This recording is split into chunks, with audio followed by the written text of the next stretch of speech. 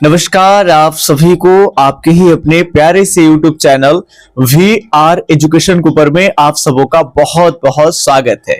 और आशा और उम्मीद करता हूं कि आप सब एकदम स्वस्थ होंगे, मस्त होंगे और आप अपने तैयारी में एकदम व्यस्त होंगे। तो चलिए, जिन जिन विद्यार्थियों का होम साइंस है आपके लिए एनसीईआरटी का टॉप VVI जो है वो क्वेश्चन लेकर के आए हैं गृह विज्ञान यानी होम साइंस वाले विद्यार्थियों के लिए। आइए सबसे पहले जो है एकदम फटाफट से प्रश्न को देखें। तो ये रहा आपके सामने आज का एकदम ताजा ताजा प्रश्न है कि बच्चों के प्रथम समाजीकरण की प्रक्रिया जो है वो कहां से शुरू होता है? क्या वो घर से होता है, मित्र से होता है, स्कूल से होता है या फिर इनमें से कोई नहीं? तो बच्चों के प्रथम समाजीकरण की अगर हम प्रक्रिया की बात कर लेंगे तो वो कहां से होते हैं गुरु? तो वो होते हैं घर से। याद रखेंगे कहां से? घर से जो है वो सोशलाइजेशन यानी समाजीकरण की प्रक्रिया जो है वो बच्चों में स्टार्ट होते हैं। अगले सवाल काफी बढ़िया और खूबसूरत सा सवाल है कि भाई बालवाड़ी कितने वर्ष तक की आयु के बच्चों की आवश्यकताओं को पूरा करता है? बालवाड़ी की बात कर लेंगे, गांव में ये आंगनबाड़ी के नाम से फेमस है ना। और इस आंगनबाड़ी में आईसीडीएस की जो योजना होती है, आईसीडीएस की जो योजना होती है वो लागू होती है। और ये आईसीडीएस की अगर बात कर लेंगे तो ये सारा कुछ आपको पढ़ने हैं कि 1975 में ये आईसीडीएस आई थी और ये महिलाओं और बच्चों दोनों के लिए है। इसीलिए आप देखे होंगे कि आंगनबाड़ी में बहुत सारी जो चीजें हैं वो बच्चे और बच्चे के साथ साथ उनकी माँ को भी चीजें प्रोवाइड किए जाते हैं, है ना, ताकि माँ और बच्चे दोनों हेल्दी रहे, स्वस्थ रहे। और एक पिक्चर भी लगा होगा आपके आंगनबाड़ी के आसपास में कि एक माँ है जो बच्चे को जो है वो ली हुई है, ऐसा फोटो लगा रहता है ना। सामयिक बाल विकास योजना लिखा रहेगा। तो बताएंगे कि ये किस आयु के बच्चों के लिए होगा? अब आपका जवाब आ चुका होगा। फाइनल सही जवाब की बात कर लेंगे तो 6 साल के बच्चों तक होते हैं। 6 साल के बच्चों और उनकी माँ, ठीक है, 15 वर्ष से लेकर के 45 वर्ष तक की अवस्था की जो उनकी माँ है तो उनके लिए, और 6 वर्ष के बच्चों के लिए। इसके बाद बालक जो है वो यहाँ से प्राथमिक विद्यालय में ट्रांसफर हो जाता है। नेक्स्ट क्वेश्चन आपके लिए है कि भाई नेत्रहीन बच्चों के विशेष आवश्यकताओं कौन कौन सी होती है? सारे की सारी इंपॉर्टेंट प्रश्न है ना। एकदम कुछ कुछ फोटो वगैरह भी लगा हुआ है, तो इस फोटो से आंसर लगाने का आप काम ना करें। ये ऐसे ही अट्रैक्टिव टाइप का है ना, इस पे ज्यादा भरोसा आपको करना नहीं है। तो प्रश्न है कि नेत्रहीन बच्चों के लिए विशेष आवश्यकताएं कौन है? क्या शारीरिक आवश्यकताएं, शैक्षणिक आवश्यकताएं या फिर होठ स्फुरन या फिर प्रेम पाने और करने की आवश्यकता, इसमें से बताएंगे। तो देखिए, जो भी अगर कोई नेत्रहीन बच्चा हो या फिर कोई शारीरिक रूप से अपंग, किसी भी तरह के फिजिकल डिसेबल होता है ना, जिसके किसी के आंख नहीं हो या आंख कार्य नहीं कर रहा है, वो अंधेपन के शिकार हो गए हैं या शरीर का कोई भाग कटा छटा है, किसी को पैरालाइसिस मार चुका है ना, तो इस तरह के बच्चों को सबसे ज्यादा जो जरूरत होता है, उनकी विशेष आवश्यकताओं की बात करें तो उन्हें प्रेम पाना है ना और करने की जो आवश्यकता है वही होती है। क्योंकि बहुत सारे लोग उन्हें हीन दृष्टि से देखते हैं, बोलते हैं, तो ये चीज नहीं होना चाहिए। सारे लोग उनको वैल्यू दे और उनसे प्रेम से बात जो है वो करे, सबसे बड़ी चीज यही होती है उनके लिए। तो ये 3 का आपके सामने डी ऑप्शन जो है वो एकदम सही है। आइए एक मिनट अगर 3 की बात कर लेंगे तो नेत्रहीन बच्चों के लिए विशेष आवश्यकताएं कौन सी? 1 मिनट, यहां सवाल पूछा जा रहा था कौन सी नहीं है। तो शारीरिक आवश्यकताएं होगा, शैक्षणिक आवश्यकता भी होगा, ये प्रेम पाने होगा, लेकिन ये ओठ स्फुरन जो है ये नहीं होगा। अभी तो एक मिस्टेक ही हो जाता, यानी जो सी जो जवाब होगा वो आपके सही होगा। आइए नेक्स्ट क्वेश्चन करते हैं कि विकासात्मक मनोविज्ञान जो है वो उपयोगी होता है बच्चों के लिए, शिक्षकों के लिए, माता पिता के लिए या फिर सभी के लिए? सही जवाब की बात अगर हम करेंगे तो विकासात्मक मनोविज्ञान जो होता है, विकासात्मक मनोविज्ञान भाई ये सभी के लिए होता है ना। शिक्षकों के लिए भी जो है डेवलपमेंट साइकोलॉजी की जरूरत है, बच्चों के लिए भी डेवलपमेंट साइकोलॉजी और माता पिता के लिए भी। तो सभी के लिए यहाँ डी ऑप्शन सही होगा। फटाफट से बहुत ही कम समय में जो है अच्छे खासे प्रश्न जो है वो आपको हम करा रहे हैं, तो आराम से क्लास को करते रहेंगे। जो लोग जो है वो अभी तक चैनल सब्सक्राइब नहीं किए हैं तो आप VR एजुकेशन चैनल को सब्सक्राइब कर लीजिए। और अगर किसी विद्यार्थी को संगीत है तो आप VR संगीत के ऊपर में जाकर के केवल म्यूजिक का क्वेश्चन जो है आप स्टेट BPSC वाले बच्चों के साथ में भी लगा सकते हैं, काफी आपके लिए हेल्पफुल होगा ना।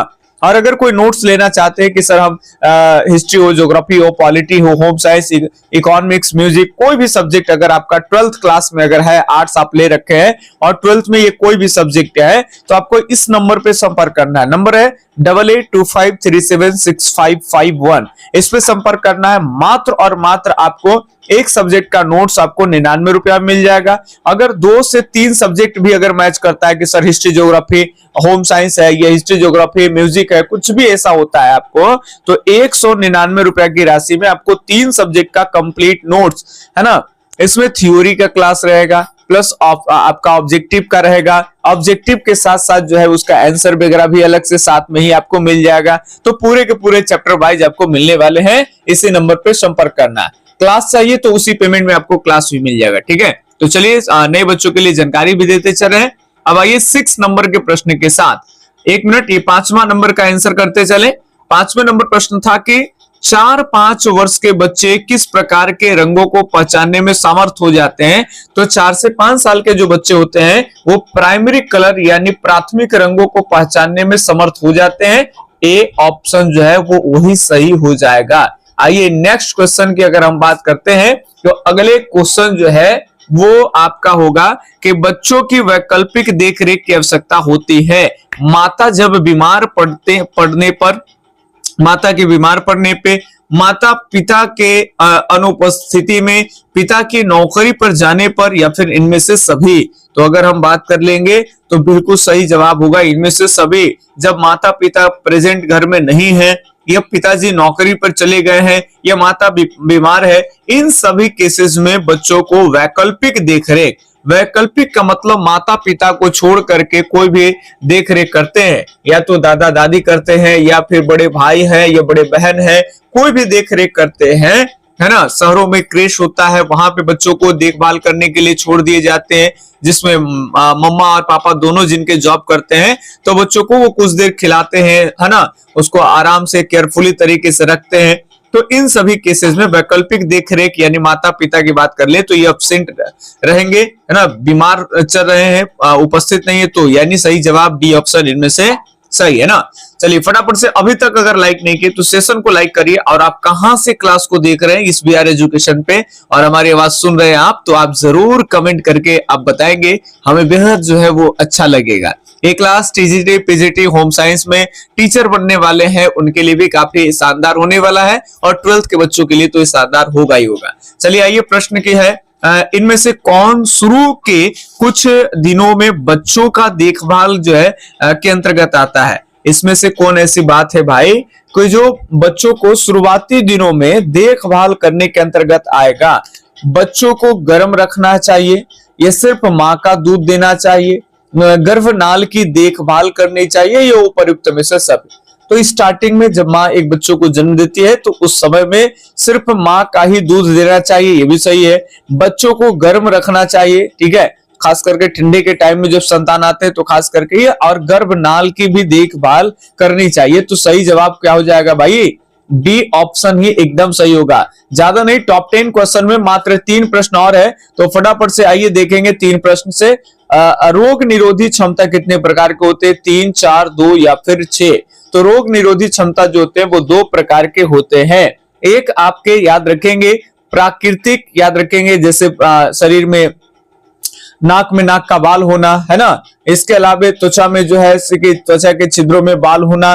तो कई तरीके से प्राकृतिक चीजें हैं जो हमें रोगों से बचाने का काम करता है। रोग प्रतिरोधक क्षमता, और एक जो है वो आपके कृत्रिम। तो 2 तरह के आपके जो है वो रोग निरोधी क्षमता होती है। आइए नेक्स्ट प्रश्न की ओर बढ़ते हैं। तो 8 का 2 यानी 1 मिनट, बी ऑप्शन जो है गुरु सही हो जाएगा। 8 का बी जो है वो क्या हो जाएगा, सही हो जाएगा। 8 का बी क्या हो जाएगा, सही हो जाएगा।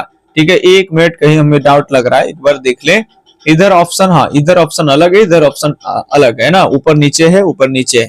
चलिए कोई बात नहीं है। अगले सवाल है कि निम्न में से कौन बच्चे का पारिवारिक समाजीकरण का साधन नहीं है। बच्चे का पारिवारिक समाजीकरण का साधन नहीं है। बच्चों का जन्म कर्म, दोस्तों से संबंध, माता पिता से संबंध, या फिर भाई बहनों, फटाफट से बताएंगे। तो उस पारिवारिक कह रहा है, पारिवारिक समाजीकरण, तो परिवार की बात आएगी भाई तो वहां पे भाई बहन भी आएंगे, माता पिता भी आएंगे, बच्चों का जन्म और कर्म करने वाले। लेकिन यहाँ पारिवारिक समाजीकरण में नहीं आएंगे तो कौन आएंगे? दोस्त जो है वो सामाजिक में आएंगे, ना कि पारिवारिक में आएंगे। तो सही हो, एक मिनट देख ले, समाजीकरण का संबंध नहीं है। तो समाजीकरण का संबंध यहाँ पे बोला जा रहा है पारिवारिक समाजीकरण। तो ये सब आ जाएंगे, ठीक है, ये सब आते हैं। और बच्चों का जन्म करण जो है वो समाजीकरण में नहीं आता है। बच्चों का जन्म कर्म करना ये समाजीकरण में नहीं आता, बाकी सब के सब समाजीकरण में आता है, ठीक है। तो यहाँ पे 9 का ए ऑप्शन ही सही होगा बिल्कुल। और ये आज के लास्ट प्रश्न है कि निम्न में से कौन विशिष्ट बालकों का प्रकार नहीं है? इसमें जो अलग विशेष बालक है ना, तो उसका प्रकार नहीं। आर्थिक अक्षमता, मानसिक अक्षमता, शारीरिक अक्षमता और सामाजिक अक्षमता। देखिए जो विशेष बालक है, विशेष बालक है जिसे हम विशेष बालकों को डिसेबल के रूप में जानते हैं, ये वो होते हैं जो शारीरिक रूप से, जो मानसिक रूप से और जो आपके याद रखेंगे सामाजिक रूप से। अगर कोई भी बच्चा अन्य बच्चों से अलग है तो हम उसे मान लेते हैं कि ये विशिष्ट बालक है और इसे विशेष रूप से देखभाल, शिक्षा हो चाहे हर चीज की उसको जरूरत होती है, ठीक है। चलिए, तो ये आपका जो है प्रश्न कर रहा है कि नहीं है। तो आर्थिक रूप से किसी के पास ज्यादा पैसा है या कम पैसा है ना, कोई अमीर हो या फिर गरीब हो, ये मैटर नहीं करता है। तो 10 का ए ऑप्शन जो है वो सही हो जाएगा, ठीक है। तो ये हम आपको टॉप 10 क्वेश्चन में होम साइंस के 10 इंपॉर्टेंट क्वेश्चन कराए। कैसा लगा सीरीज? लाइक कर दीजिएगा सीरीज को और कमेंट करके जरूर बताएंगे। कोई डाउट होगा तो आप अपने विचार कमेंट में रख सकते हैं। चलिए, हम मिलेंगे किसी अगले क्लास के अंदर में। तब तक के लिए धन्यवाद। जय हिंद, अल्लाह हाफिज। आपका दिन शुभ हो। राधे राधे।